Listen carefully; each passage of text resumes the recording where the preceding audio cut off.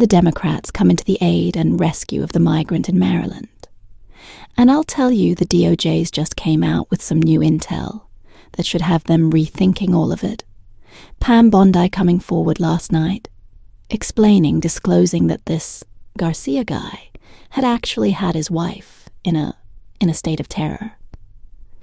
And she had gone to the police because she was fearful for his life, because he had physically assaulted and physically attacked her. And I just want to know why the Dems are like, oh, we got to save him. Like, what about actually saving the wife? Apparently thinks, all things are hunky-dory and you move on. And families have their trouble. I mean, typically they don't have physical abuse as their trouble, for goodness sakes. Nor should we want that. Pam Bondi disclosing this on Hannity's program just last night. Let's watch Night to President Trump. Well, I'm trying to understand that part. And I'm looking at the timeline. I'm looking what the courts have said about him. I'm looking about what ISIS said about him. I'm looking about it, even though I'm having a hard time understanding why his wife is advocating for him to come back. Why is everybody saying he's a man from Maryland? What do you make of Senator Van Hollen and, this performative art that he's involved in El Salvador, and which he was unsuccessful today? Well, America is safer because he is gone. Maryland is safer because he is gone. And that woman that he is married to and that child he had with her, they are safer tonight because he is out of our country and sitting in El Salvador where he belongs. These people are there saying, because we needed to do this, the government needed to do one extra step. They're saying of paperwork, here's why. Because initially he claimed there was a rival gang. So he's saying he's a gang member. There's a rival gang in El Salvador, which no longer exists, by the way. That could have hurt him if he had gone back to El Salvador. So there was no ending for him. None where he would end up staying in this country. And President Buchanan made it crystal clear that he is not returning him to our country. Our only job legally was to facilitate it. If, according to the Supreme Court, President Bukele wanted him to come back to our country, and he does not want him back, and we do not want him back in our country. No, we don't. Attorney General Pam Bondi, thank you for setting the record straight. As always, we appreciate. But Van Hollen wants them back, right? The judge wants them back. Apparently, you're not allowed to return. Someone who's here illegally and has been in custody and not allowed to leave custody. Right, you're in prison, and they won't let you out on bail because they believe that you're a member of a really scary gang.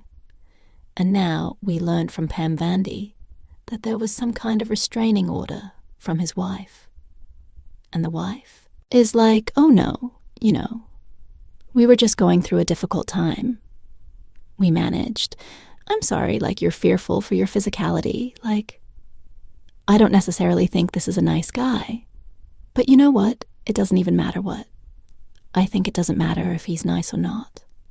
Okay, let's start with the premise that he was believed to have ties to a known gang that is extremely violent. Let's start with that.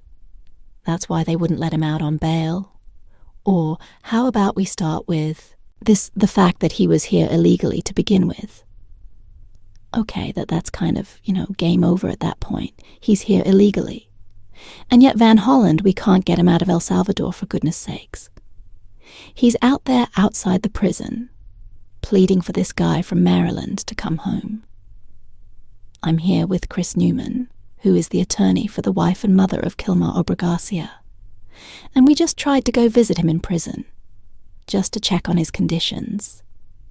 Is he doing okay? Because nobody has any communication with him since he was illegally abducted from Maryland and sent to Secot Prison in El Salvador, which is a U.S. District Court judge. said was a violation of all his due process rights. Today's purpose was just to see what his health condition is, and these soldiers were ordered to prevent us from going any further. Okay, blah, blah, blah, blah. That you keep going. You keep going. You know what? I just gotta say, you are bending over, backwards, flying yourself down, there to El Salvador. The media is all over this. They're making a martyr out of the guy. You know, making him into something. He's probably again. It doesn't matter. It doesn't matter. If he's the greatest guy in the world, they deported him back to his home country. And now his home country has an opportunity to either let him out of the prison, or I'm told from one source. This is not double or triple, confirmed that it is believed that they have something on him there. So this is not like asylum. He wasn't looking for political asylum. Heck, you know, maybe at some point he could get it now. I don't know. It's getting kind of convoluted, but this is not an asylum case. You don't have the right to say, I mean. I get it, like El Salvador is a bad place.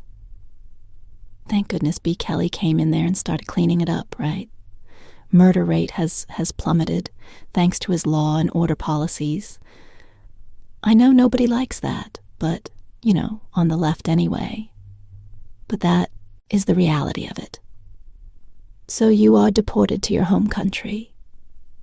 You weren't here legally to begin with, and now your country is making the determination over your future. And I realize, yes, you want to kind of save everybody, but you can't. Why are you making such a martyr out of this guy when you can't do squat?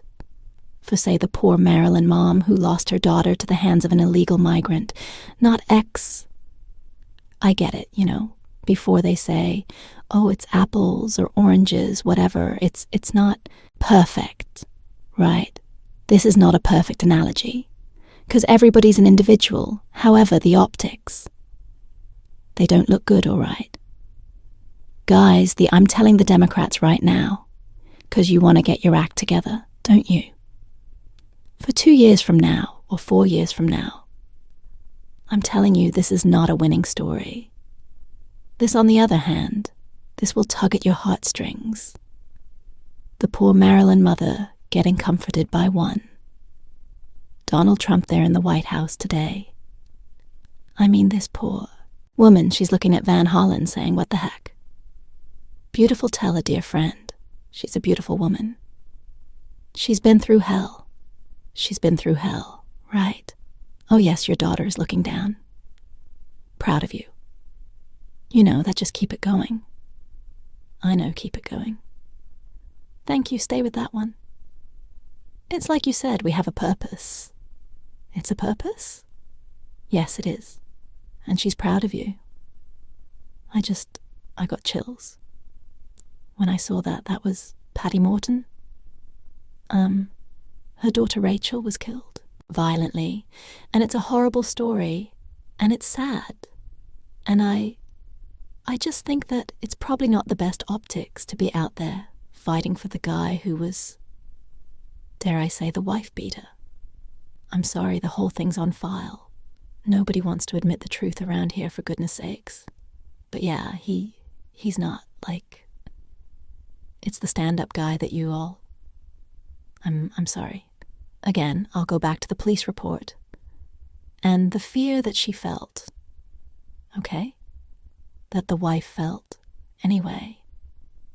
The Maryland mom, Patty Marin, was speaking to reporters today, and it's heartbreaking. We should see to have a senator from Maryland who didn't even acknowledge, or barely acknowledge, my daughter, and the brutal death that she endured, leaving her 5 children without a mother, and now a grandbaby without a grandmother, so that he can use my taxpayer money to fly to El Salvador to bring back someone that's not even an American citizen. Why does that person have more right than I do, or my daughter, or my grandchildren? I don't understand. It's not understandable. And the truth is, they don't have more than more rights.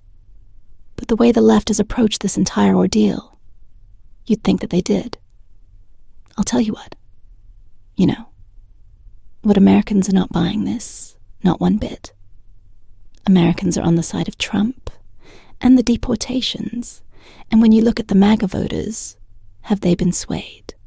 No. They have been emboldened. Everybody thought, okay, well, the markets are in turmoil. And I'm trying to explain to them, you know what? I don't think the average person cares about that. Not yet anyway. Sure, if we get a recession, then you're going to have other challenges for sure. But right now they're looking at, okay, inflation is coming down and Donald Trump is doing something about illegals that are potentially violent criminals in this country. Why you would stand against deporting illegals that are potentially violent criminals? I don't know. But what CNN is shocked by this. Harry Anderson's having some fun here, looking at the newest polls. Let's talk about Trump voters and how they feel. Do they regret their vote? I mean, this is the big question. Right, I hear all these stories, all these articles. All the Trump voters, they regret what they did back in 2024. I'm here to tell you. Very few of them regret what they did back in 2024. What are we talking about? Trump voters looking back at 2024. We got a new poll out. The poll was conducted this month. What percentage would change their vote to a different candidate? We're talking just 2%. Just 2%? That's not even a wide spot on the road. And then there's this additional 1% who say they would rather not vote.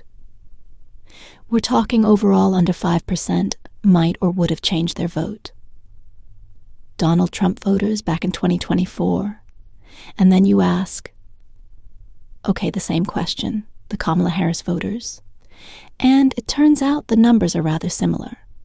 So if there was a repeat, if folks got to be able to redo their vote that they had back in 2024, would the result be any different? I doubt it would be. I doubt it would be. Or it would still be extremely close. The bottom line is, for all this talk of Trump voters regretting their vote, and the numbers, it really just doesn't show up. So the stickiness with Trump voters and President Trump in this presidency, how does it compare to his first president? Yeah. Okay, so, I was interested in sort of a historical analogy. Here sort of does this look similar or different from back in 2017? Looking at 2016, well, in February of 2017, 4%. 4% of Trump voters say they'd shift their vote. That's actually slightly more than the 3% this time around. So, you look back, you say, okay, there's these Trump voters who really regret their vote.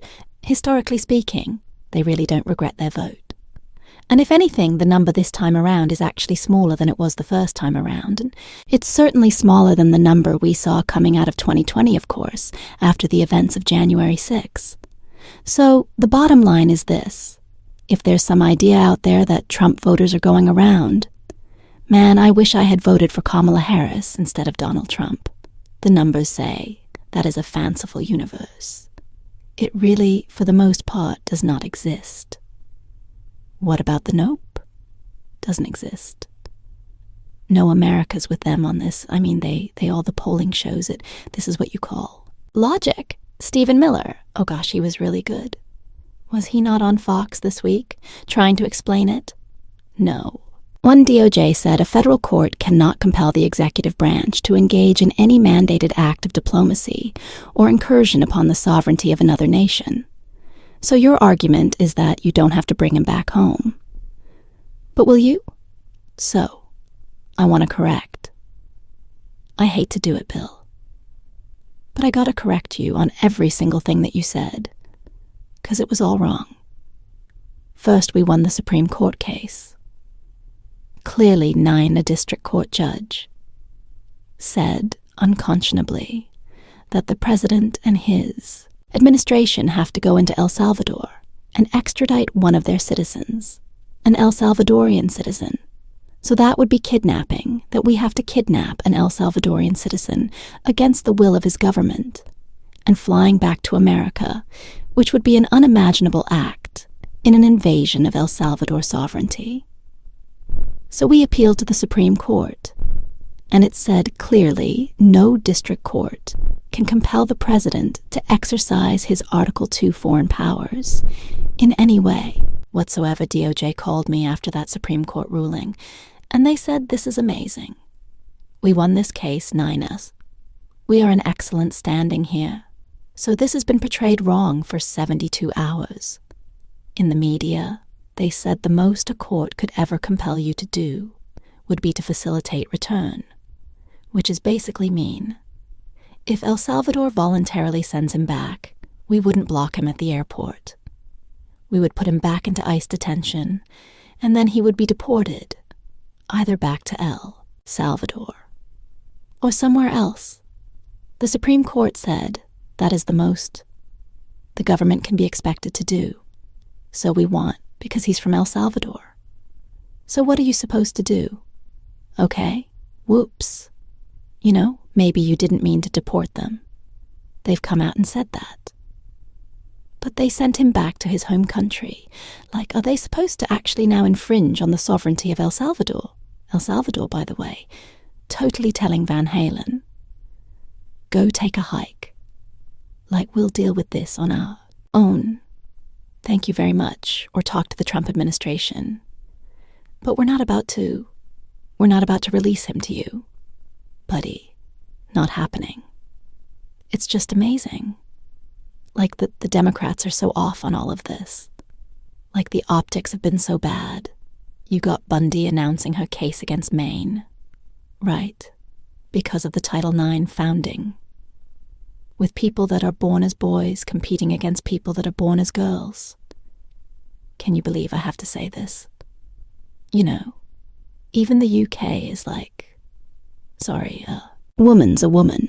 They just came out with the ruling yesterday, saying, yep, the unanimous decision in this court is that in terms of woman and sex in the Equality Act of 2010, referring to a biological woman, it does refer to a biological woman that's a biological sex. And yet, for some reason, they don't understand that up in Maine, the Democrats are just on the wrong side of every single issue, over and over and over again. This is what's happening. And I think back to, this particular soundbite. I'm going to play you from Scott Jennings, who gets just beaten up. Although he sure gives it back. Does he not on CNN every night? This is good watch, I think. This whole revolution of common sense idea that Trump is pushing. This is the issue that maybe people associate with it the most. Because if there ever was an 80-20 or a 90-10 issue in America, it's this one. President Trump had the young athlete at the State of the Union the other night who'd been really injured in a volleyball game over. I saw people posting video of that horrific injury, and I still saw liberals on social media laughing at this person's misfortune. And so I think the Democratic Party is torn up about it. But the American people aren't. Trump used it to political advantage. But then they expected him to do something about it, which he has done. If Democrats don't get on the right side of at least one 80-20 issue in America, they're going to lose again. In 28, they will. And then they got people like George Clooney not really helping their cause. George Clooney going on CNN and making a, what of himself all over. Again, of course, the anchor that he's talking to is certainly making a, what of himself as well. Jake Tapper interviewing George Clooney. Could it get any more cringe, really? These are the guys that took him down. These are the guys that took Biden down. I was saying it at the time. Jake Tapper was a mouthpiece kid, you not for whatever David Axelrod and others wanted him to do. There was a movement within the Obama camp, And so they had their guy on CNN. And they had their Hollywood actor that they could get to write this op-ed to just tear Biden down. And Clooney's like, oh, it was my patriotic duty. I had to do it here. Just watch him briefly.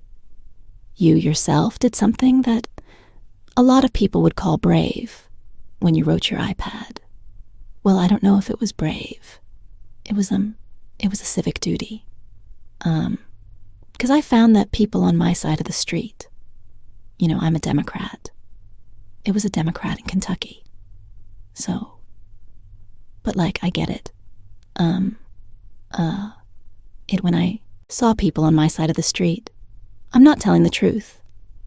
I thought that was time to, are people still mad at you for that? Some people, sure, it's okay. Listen, can I stop for a second? What the heck is a Democrat from Kentucky? Is that his way of saying, don't forget. I mean, it was the Republicans, right? Who freed the slaves. I'm just saying that was Lincoln's party. So when you say you're a Democrat from Kentucky, I don't know what the heck you're trying to communicate with that one buddy. Some people, sure, it's okay. Listen, the idea of freedom of speech, the specific idea of it is, you can't demand freedom of speech and then say, but don't say bad things about me.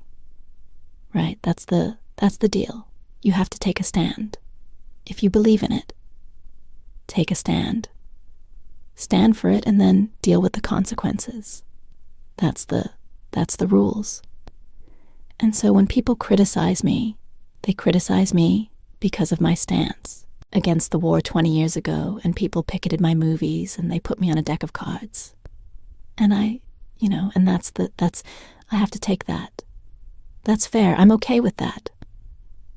I'm okay with criticism for my, for where I stand.